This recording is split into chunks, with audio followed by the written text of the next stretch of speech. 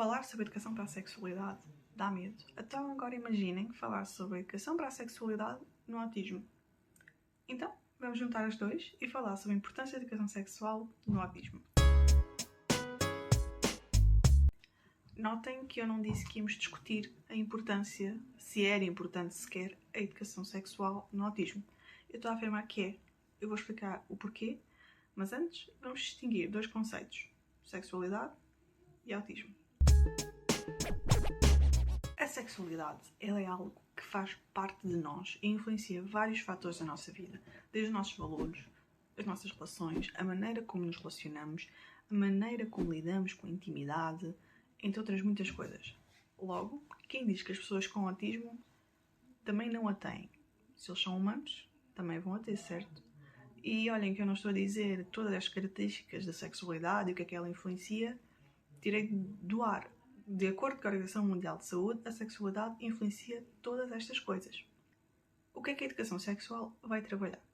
Vai trabalhar o consentimento, vai trabalhar as diferentes relações que existem, vai trabalhar identificar comportamentos de perigo, identificar o abuso sexual, vai também trabalhar os métodos contraceptivos que existem, o quem sou eu no mundo e como é que eu mostro aos outros que eu sou assim. O autismo é uma perturbação do neurodesenvolvimento, ou seja, vai afetar o desenvolvimento da pessoa. Pessoas no espectro, porque o autismo é um espectro, apresentam dificuldades na interação e na comunicação social, comportamentos restritivos e repetitivos e também pouca flexibilidade nas rotinas e, de novo, nos seus interesses. Também costumam ter hipersensibilidade ou hipossensibilidade, tendo a hiper muita sensibilidade e hipo pouca sensibilidade. Agora imaginem uma pré-adolescente que está no espectro, que só tem 2 temas de conversa que ela gosta de falar. Não consegue lidar com mudanças repentinas, tem sempre de seguir a sua rotina. Tem várias sensibilidades. Quando lhe falam com sarcasmo e ironia, ela não consegue entender que é sarcasmo e ironia, então não entende aquilo que está subentendido. Lidar com as mudanças não só físicas, mas também sociais que acontecem na adolescência.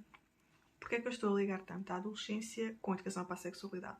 Porque é na adolescência que nós, de facto, começamos a desenvolver a nossa sexualidade. Existem 2 polos de opiniões que não podiam ser mais opostos quando falamos sobre devemos, não devemos ensinar a educação para a sexualidade a jovens autistas. Temos um lado em que se diz que as pessoas com autismo são crianças eternas, são puras de alma. No Brasil até existe a expressão anjo azul, fun fact. Ou seja, se nós começarmos a ensinar-lhes sobre a educação para a sexualidade, vamos estar a sujá-los e vamos estar a ensinar as coisas que eles nunca sequer vão usar, nem nunca iriam pensar, porque eles são tão puros e são tão crianças, quando não é bem isso. Depois temos o outro polo totalmente oposto, em que os jovens com autismo são depravados. Tocam nas outras pessoas sem permissão, tocam em si mesmo em público, não entendem a diferença entre um comportamento privado e um comportamento público, mas como se costuma dizer, tudo que é demais enjoa. E nem um, nem outro estão certos.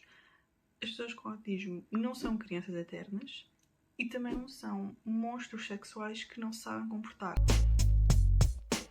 A educação sexual vai ajudá-los em quê? Então, mas é só isso que a educação sexual vai fazer. Vai ensiná-los que não se deve puxar as calças para baixo no supermercado. Não, vai ensiná-los muito mais. Ponto número 1. Estudos mostram que crianças e jovens com autismo estão muito mais propensos a serem vítimas de abuso sexual e nunca contarem a ninguém. Porquê? Eu falei sobre a dificuldade na comunicação social e na interação. Um jovem com autismo ou uma criança vai ter muita mais dificuldade a identificar que aquele comportamento ou aquela situação que aconteceu não devia ter acontecido. Especialmente se a outra pessoa conseguir conhecer, tipo, isto é normal, isto acontece a toda a gente. Como eles têm aquela dificuldade em entender as social cues, como se diz em inglês, eles vão acreditar e vão ficar calados. Outra coisa, também existe as pessoas com autismo não verbal que vão ter de se exprimir de outra maneira para explicar o que é que aconteceu. Falo muito na interação social, porque é lá que é a base de tudo, especialmente na adolescência, quando estamos a falar da sexualidade. É nas conversas que eles têm com os pré-adolescentes e os adolescentes têm com os amigos sobre aconteceu isto, gostei, aconteceu aquilo, eu não gostei, naqueles namoros que só duram uma semana e que ninguém leva a sério, que eles começam a desenvolver, ok, eu gosto de uma pessoa assim, eu gosto quando a pessoa faz isto, não gosto quando a pessoa faz isto, para uma relação eu quero isto, eu quero aquilo. A educação sexual vai servir para tapar o buraco na vida destes jovens com autismo. Eles costumam ter mais dificuldade a criar amizades, eu já falei sobre a dificuldade em mudar de rotina, ou só terem 2 temas de conversa que querem falar e só querem falar sobre isso, ou não entender o sarcasmo e a ironia. Isso dificulta para criar uma amizade. Eles até podem não entender muito bem de, ok, mas eu estou a mostrar a esta pessoa que ela é a minha amiga, mas ela diz que não. Eles não entendem a perspectiva do outro. Basicamente, a educação para a sexualidade é, se vocês não têm a oportunidade de aprender com os outros, com os vossos pares, nós vamos arranjar maneira de vos ensinar. Vai ensinar o certo ao que se devia ensinar. Como eu já disse, a diferença entre comportamentos que se pode ter em público e comportamentos que se pode ter em privado. Explicar aquelas regras nas relações, não só amorosas como também platónicas, de amizade, que estão subentendidas e que nós achamos que toda a gente sabe. Como eu disse, tudo o que é subentendido é mais difícil para eles, então só porque eu sei não quer dizer que eles saibam.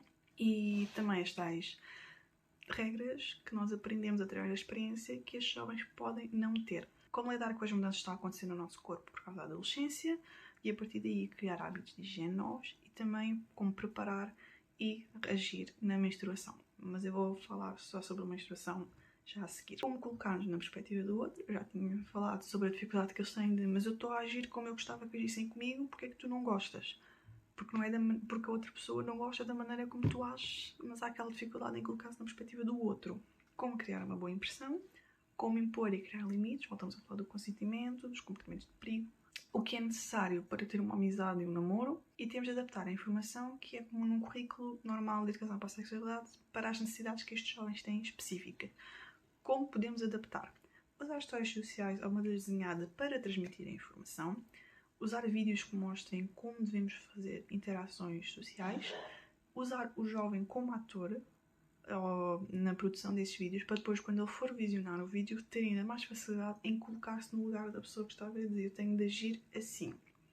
Também tem de usar muitas imagens e até moldes realistas quando estamos, por exemplo, a ensinar sobre proteção.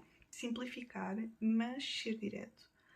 Sobre, por exemplo, as consequências de uma relação desprotegida, como a gravidez, e também ter mente aberta para as perguntas que possam surgir, porque, como eu disse, não é porque é óbvio para mim que vai ser óbvio para eles.